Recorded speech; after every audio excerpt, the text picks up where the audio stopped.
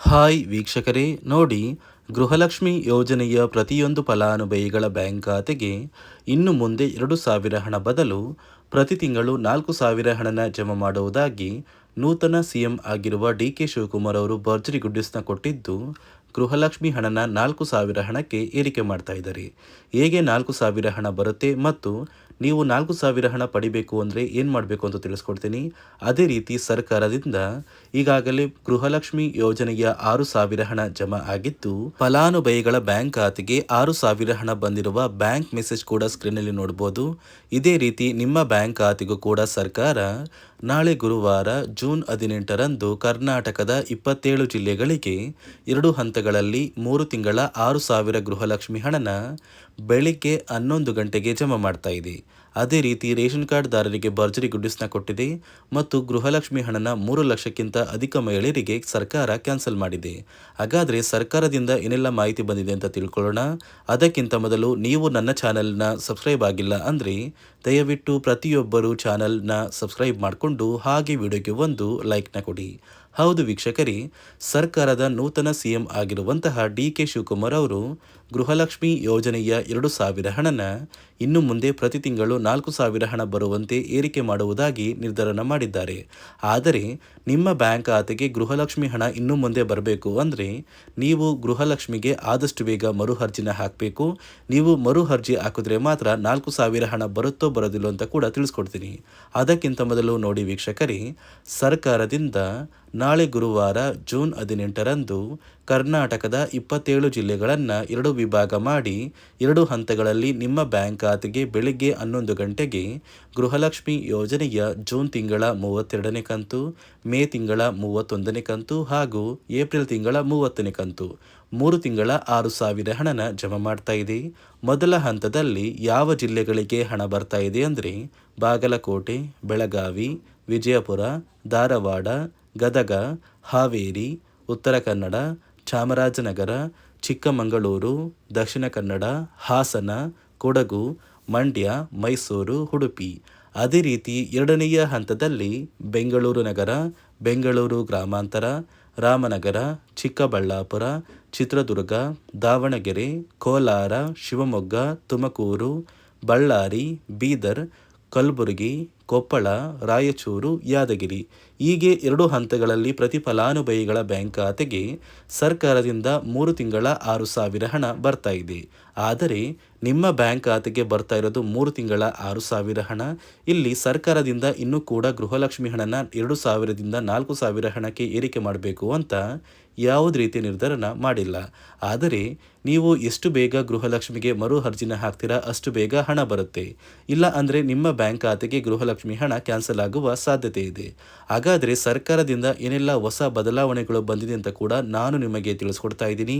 ನಿಮ್ಮ ಬ್ಯಾಂಕ್ ಖಾತೆಗೆ ಗೃಹಲಕ್ಷ್ಮಿ ಯೋಜನೆಯ 3 ತಿಂಗಳ 6,000 ಹಣ ಜಮಾ ಆಗಬೇಕು ಅಂದರೆ ನೀವು ಆದಷ್ಟು ಬೇಗ ಗೃಹಲಕ್ಷ್ಮಿಗೆ ಮರು ಅರ್ಜಿನ ಹಾಕೋದು ಕಡ್ಡಾಯ.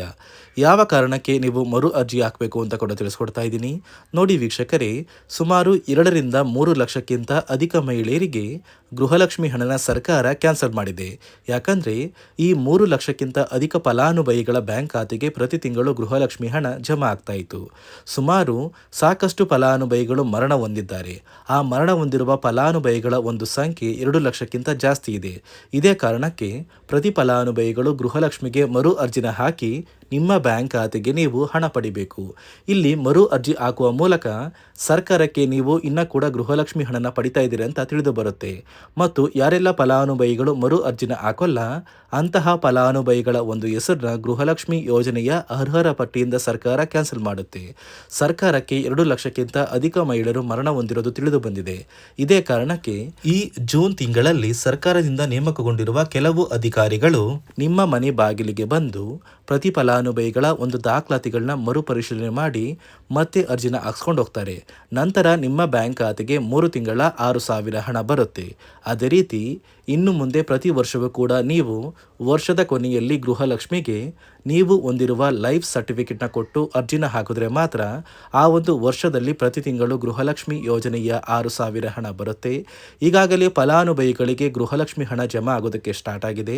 ಆದಷ್ಟು ಬೇಗ ಈ ಜೂನ್ ತಿಂಗಳಲ್ಲಿ ಪ್ರತಿಯೊಬ್ಬರು ಗೃಹಲಕ್ಷ್ಮಿಗೆ ಮರು ಅರ್ಜಿನ ಹಾಕಿ ಈ ಒಂದು ಹಣನ ಪಡ್ಕೊಳ್ಳಿ. ಮತ್ತು ಸರ್ಕಾರ ಈ ಗೃಹಲಕ್ಷ್ಮಿ ಹಣಕ್ಕೆ ಕೆಲವು ನಿಯಮಗಳನ್ನ ಕೂಡ ಜಾರಿಗೆ ತಂದಿದೆ. ಅದೇ ರೀತಿ ರೇಷನ್ ಕಾರ್ಡ್ ಹೊಂದಿರುವ ಪ್ರತಿಯೊಂದು ಕಾರ್ಡ್ದಾರರಿಗೂ ಕೂಡ ಸರ್ಕಾರ 3 ಮುಖ್ಯವಾದ ಭರ್ಜರಿ ಗುಡ್ ನ್ಯೂಸ್ನ ಕೊಟ್ಟಿದ್ದು, ಮೊದಲ ಒಂದು ಗುಡ್ ನ್ಯೂಸ್ ಬಂದು ಸರ್ಕಾರ ಹೊಸ ರೇಷನ್ ಕಾರ್ಡ್ಗೆ ಅರ್ಜಿನ ಸ್ವೀಕಾರ ಮಾಡ್ತಾ ಇದೆ. ನೀವು ಕೂಡ ಹೊಸ ರೇಷನ್ ಕಾರ್ಡ್ನ ಪಡಿಬೇಕು ಅಂದರೆ ಆದಷ್ಟು ಬೇಗ ಅರ್ಜಿನ ಹಾಕಿ. ಅದೇ ರೀತಿ ಎರಡನೆಯ ಒಂದು ಗುಡ್ ನ್ಯೂಸ್ ಬಂದು ನೋಡಿ ವೀಕ್ಷಕರೇ, ನಿಮ್ಮ ಒಂದು ರೇಷನ್ ಕಾರ್ಡ್ಗೆ ಸರ್ಕಾರದಿಂದ ಈ ಜೂನ್ ತಿಂಗಳಲ್ಲಿ 3 ತಿಂಗಳಿಗೆ ಬರುವಂತಹ 15 ರೀತಿಯ ಆಹಾರ ಪದಾರ್ಥಗಳನ್ನ ಸರ್ಕಾರ ಉಚಿತವಾಗಿ ಕೊಡ್ತಾ ಇದೆ. ಈ ಜೂನ್ ತಿಂಗಳಲ್ಲಿ ಸಿಗಬೇಕಾಗಿರುವಂತಹ ಇಂದಿರಾ ಕಿಟ್ ಮತ್ತು ಮೇ ತಿಂಗಳಲ್ಲಿ ನಿಮಗೆ ಬರಬೇಕಾಗಿರುವಂತಹ ಒಂದು ಇಂದಿರಾ ಕಿಟ್, ಅದೇ ರೀತಿ ಏಪ್ರಿಲ್ ತಿಂಗಳಲ್ಲೂ ಕೂಡ ನಿಮ್ಮ ಒಂದು ರೇಷನ್ ಕಾರ್ಡ್ಗೆ ಇಂದಿರಾ ಕಿಟ್ನ ಕೊಟ್ಟಿಲ್ಲ. ಒಟ್ಟು 3 ತಿಂಗಳ 15 ಆಹಾರ ಪದಾರ್ಥಗಳನ್ನ ಸರ್ಕಾರ ಪ್ರತಿ ಕಾರ್ಡ್ದಾರರಿಗೆ ವಿತರಣೆ ಮಾಡ್ತಾ ಇದೆ. ಮೂರನೆಯ ಒಂದು ಗುಡ್ ನ್ಯೂಸ್ ಬಂದು, ಇನ್ನು ಮುಂದೆ ನೀವು ಉಚಿತ ಅಕ್ಕಿ ಪಡಿಬೇಕು ಅಂದರೆ ಆ ಒಂದು ಬಯೋಮೆಟ್ರಿಕ್ ಮಷಿನ್ ಮೇಲೆ ಬೆರಳಿಡುವಂತಹ ಅವಶ್ಯಕತೆ ಇಲ್ಲ. ಯಾಕಂದರೆ ಇದೀಗ ಸರ್ಕಾರ ನಿಮ್ಮ ಒಂದು ಬೆರಳು ಆ ಒಂದು ಮಷಿನಲ್ಲಿ ಎಂಟ್ರಿ ಆಗಿಲ್ಲ ಅಂದರೂ ಕೂಡ ಆ ಒಂದು ಅಧಿಕಾರಿಗಳು ಪುಸ್ತಕದಲ್ಲಿ ನಿಮ್ಮ ಒಂದು ಹೆಸರನ್ನ ಬರ್ಕೊಂಡು ನಿಮ್ಮ ಕಾರ್ಡಿಗೆ ಅಕ್ಕಿನ ಕೊಡಬೇಕು ಅಂತ ಸರ್ಕಾರ ಆದೇಶ ಕೊಟ್ಟಿದ್ದು, ಈ 3 ಗುಡ್ ನ್ಯೂಸ್ನ ಪ್ರತಿಯೊಂದು ಫಲಾನುಭವಿಗಳಿಗೆ ಸರ್ಕಾರ ಕೊಡ್ತಾ ಇದೆ. ಇದರ ಜೊತೆಗೆ ನಿಮ್ಮ ಬ್ಯಾಂಕ್ ಖಾತೆಗೆ ಗೃಹಲಕ್ಷ್ಮಿ ಯೋಜನೆಯ ಹಣ ಇನ್ನು ಮುಂದೆ ಬರಬೇಕು ಅಂದರೆ 5 ರೀತಿಯ ಹೊಸ ನಿಯಮಗಳನ್ನ ನೀವು ಪಾಲಿಸಬೇಕು ಅಂತ ಸರ್ಕಾರ ಆದೇಶ ಕೊಟ್ಟಿದೆ. ಅದೇ ರೀತಿ ನೋಡಿ ಸ್ನೇಹಿತರೆ, ಈ ಬಾರಿ ಸುಮಾರು 3 ಲಕ್ಷಕ್ಕಿಂತ ಅಧಿಕ ಫಲಾನುಭವಿಗಳ ಬ್ಯಾಂಕ್ ಖಾತೆಗೆ ಸರ್ಕಾರ ಗೃಹಲಕ್ಷ್ಮಿ ಯೋಜನೆಯ ಹಣನ ಜಮಾ ಮಾಡ್ತಾ ಇಲ್ಲ. ಕಾರಣ ಏನು ಅಂದರೆ, ನಿಮ್ಮ ಬ್ಯಾಂಕ್ ಖಾತೆಗೆ ಡೆಬಿಟ್ ಮೂಲಕ ಹಣ ಜಮಾ ಮಾಡುವಂತಹ ಸಂದರ್ಭದಲ್ಲಿ ಸರ್ಕಾರ ಸಾಕಷ್ಟು ಫಲಾನುಭವಿಗಳ ಒಂದು ಬ್ಯಾಂಕ್ ಖಾತೆಗೆ ಹಣ ಜಮಾ ಮಾಡೋದನ್ನು ಕ್ಯಾನ್ಸಲ್ ಮಾಡಿದೆ. ಯಾಕಂದರೆ ಇತ್ತೀಚೆಗೆ ಹಣಕಾಸು ಇಲಾಖೆ ಜಾರಿಗೆ ತಂದಿರುವ 5 ನಿಯಮಗಳ ಆಧಾರದ ಮೇಲೆ ಪ್ರತಿಯೊಂದು ಫಲಾನುಭವಿಗಳಿಗೆ ಸರ್ಕಾರ ಈ ಒಂದು ಹಣನ ಜಮಾ ಮಾಡ್ತಾ ಇದ್ದು, ಯಾರೆಲ್ಲ ಫಲಾನುಭವಿಗಳು ಈ ನಿಯಮಗಳನ್ನ ಪಾಲಿಸಿಲ್ಲ ನಿಮ್ಮ ಬ್ಯಾಂಕ್ ಖಾತೆಗೂ ಕೂಡ ಹಣ ಜಮಾ ಆಗೋದಿಲ್ಲ. ಹಾಗಾದರೆ ಬನ್ನಿ ಸ್ನೇಹಿತರೆ, ಸರ್ಕಾರ ಜಾರಿಗೆ ತಂದಿರುವ ಆ 5 ಹೊಸ ನಿಯಮಗಳು ಏನು ಅಂತ ನಾನು ನಿಮಗೆ ತಿಳಿಸ್ಕೊಡ್ತಾ ಇದ್ದೀನಿ. ನೋಡಿ ಸ್ನೇಹಿತರೆ, ಮೊದಲನೆಯ ಒಂದು ನಿಯಮ ಬಂದು, ಸಾಕಷ್ಟು ಫಲಾನುಭವಿಗಳು ಹೊಂದಿರುವಂತಹ ಒಂದು ರೇಷನ್ ಕಾರ್ಡ್ ಏನಿದೆ ಆ ಒಂದು ರೇಷನ್ ಕಾರ್ಡ್ನ ಮನೆಯ ಸದಸ್ಯರ ಪ್ರತಿಯೊಬ್ಬರ ಒಂದು ಆಧಾರ್ ಕಾರ್ಡ್ನ ನಿಮ್ಮ ರೇಷನ್ ಕಾರ್ಡ್ಗೆ ಕಡ್ಡಾಯವಾಗಿ ಲಿಂಕ್ ಮಾಡಿಸ್ಬೇಕು. ಅಂದರೆ ಈ ಒಂದು ಲಿಂಕ್ ಮಾಡಿಸುವಂತಹ ಒಂದು ಪ್ರೊಸೀಜರ್ಗೆ ಸರ್ಕಾರ KYC ಅಂತ ಕರೀತಾರೆ. ನಿಮ್ಮ ರೇಷನ್ ಕಾರ್ಡ್ಗೆ ಇನ್ನೂ ಸಹ KYC ಆಗಿಲ್ಲ ಅಂದರೆ ನಿಮ್ಮ ಬ್ಯಾಂಕ್ ಖಾತೆಗೆ ಸರ್ಕಾರ ಮುಂದಿನ ದಿನಗಳಲ್ಲಿ ಗೃಹಲಕ್ಷ್ಮಿ ಯೋಜನೆಯ ಹಣನ ಕ್ಯಾನ್ಸಲ್ ಮಾಡುತ್ತೆ. ಅದೇ ರೀತಿ ಎರಡನೆಯ ಒಂದು ನಿಯಮ ಬಂದು, ಸಾಕಷ್ಟು ಫಲಾನುಭವಿಗಳು ಕಳೆದ 3 ತಿಂಗಳಿಂದ ಸರ್ಕಾರದಿಂದ ಬರ್ತಾ ಇರುವಂತಹ ಒಂದು ರೇಷನ್ ಏನಿದೆ ಅಂದರೆ ಉಚಿತ ಅಕ್ಕಿ ಏನಿದೆ ಈ ಒಂದು ರೇಷನ್ನ ಪಡ್ಕೋತಾ ಇಲ್ಲ. ಒಂದು ವೇಳೆ ಕಳೆದ 3 ತಿಂಗಳಿಂದ ನೀವು ರೇಷನ್ನ ಪಡ್ಕೊಂಡಿಲ್ಲ ಅಂದರೆ ಸರ್ಕಾರ ನಿಮ್ಮ ಬಳಿ ಇರುವಂತಹ ಒಂದು ರೇಷನ್ ಕಾರ್ಡ್ನ ಕ್ಯಾನ್ಸಲ್ ಮಾಡುತ್ತೆ. ನಿಮ್ಮ ರೇಷನ್ ಕಾರ್ಡ್ನ ಸರ್ಕಾರ ಕ್ಯಾನ್ಸಲ್ ಮಾಡಿದರೆ ನಿಮ್ಮ ಬ್ಯಾಂಕ್ ಖಾತೆಗೆ ಗೃಹಲಕ್ಷ್ಮಿ ಯೋಜನೆಯ ಹಣ ಇರ್ಬೋದು ಮತ್ತು ಸರ್ಕಾರದಿಂದ ಬರುವಂತಹ ಒಂದು ಸೌಲಭ್ಯಗಳನ್ನ ನೀವು ಕಳ್ಕೋಬೇಕಾಗುತ್ತೆ. ಅದೇ ರೀತಿ ಮೂರನೆಯ ಒಂದು ನಿಯಮ ಬಂದು, ನೋಡಿ ಸ್ನೇಹಿತರೆ, ನಿಮ್ಮ ಬಳಿ ಇರುವಂತಹ ಒಂದು ಆಧಾರ್ ಕಾರ್ಡ್ ಏನಿದೆ ಆ ಒಂದು ಆಧಾರ್ ಕಾರ್ಡ್ನ ಕಳೆದ 15 ವರ್ಷಗಳಲ್ಲಿ ನೀವು ಯಾವುದೇ ರೀತಿಯ ಒಂದು ತಿದ್ದುಪಡಿನ ಮಾಡಿಸಿಲ್ಲ ಅಂದರೆ ನಿಮ್ಮ ಬ್ಯಾಂಕ್ ಖಾತೆಗೆ ಸರ್ಕಾರ ಗೃಹಲಕ್ಷ್ಮಿ ಯೋಜನೆಯ ಹಣನ ಕ್ಯಾನ್ಸಲ್ ಮಾಡುತ್ತೆ. ಯಾಕಂದರೆ ಸರ್ಕಾರದಿಂದ ಬಂದಿರುವಂತಹ ಒಂದು ಆದೇಶದ ಪ್ರಕಾರ ಪ್ರತಿಯೊಂದು ಫಲಾನುಭವಿಗಳು ಕಳೆದ 15 ವರ್ಷಗಳಲ್ಲಿ ಯಾವುದೇ ರೀತಿಯ ಒಂದು ತಿದ್ದುಪಡಿನ ನಿಮ್ಮ ಆಧಾರ್ ಕಾರ್ಡ್ಗೆ ನೀವು ಮಾಡಿಸಿಲ್ಲ ಅಂದರೆ ಕಡ್ಡಾಯವಾಗಿ ಆದಷ್ಟು ಬೇಗ ನಿಮ್ಮ ಆಧಾರ್ ಕಾರ್ಡ್ಗೆ ತಿದ್ದುಪಡಿನ ಮಾಡಿಸಿ. ಅದೇ ರೀತಿ ನಾಲ್ಕನೆಯ ಒಂದು ನಿಯಮ ಬಂದು, ನಿಮ್ಮ ಕುಟುಂಬದ ಒಂದು ವಾರ್ಷಿಕ ಆದಾಯ 7 ಲಕ್ಷಕ್ಕಿಂತ ಕಡಿಮೆ ಇರಬೇಕು.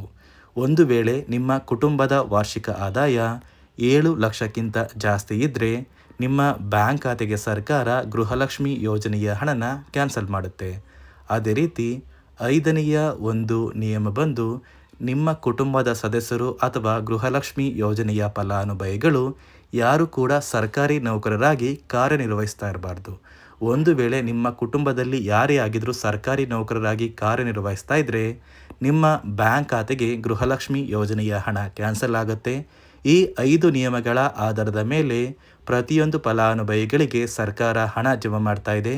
ಒಂದು ವೇಳೆ ನೀವು ಈ 5 ನಿಯಮಗಳನ್ನ ಪಾಲಿಸಿಲ್ಲ ಅಂದ್ರೆ ನೀವು ಕೂಡ ಗೃಹಲಕ್ಷ್ಮಿ ಯೋಜನೆಯ ಹಣದಿಂದ ವಂಚಿತರಾಗಬೇಕಾಗುತ್ತೆ. ನೋಡಿ ವೀಕ್ಷಕರೇ, ಪ್ರತಿಯೊಂದು ಗೃಹಲಕ್ಷ್ಮಿ ಫಲಾನುಭವಿಗಳಿಗೆ ಒಟ್ಟು 3 ತಿಂಗಳ 6,000 ಗೃಹಲಕ್ಷ್ಮಿ ಹಣನ ಸರ್ಕಾರ ನಾಳೆ ಗುರುವಾರ ಜೂನ್ 18ರಂದು ಕರ್ನಾಟಕದ 27 ಜಿಲ್ಲೆಗಳಿಗೆ ಜಮಾ ಮಾಡ್ತಾ ಇದ್ದು, ಆದಷ್ಟು ಬೇಗ ಗೃಹಲಕ್ಷ್ಮಿ ಹಣ ನಿಮ್ಮ ಬ್ಯಾಂಕ್ ಖಾತೆಗೆ ಬರುತ್ತೆ.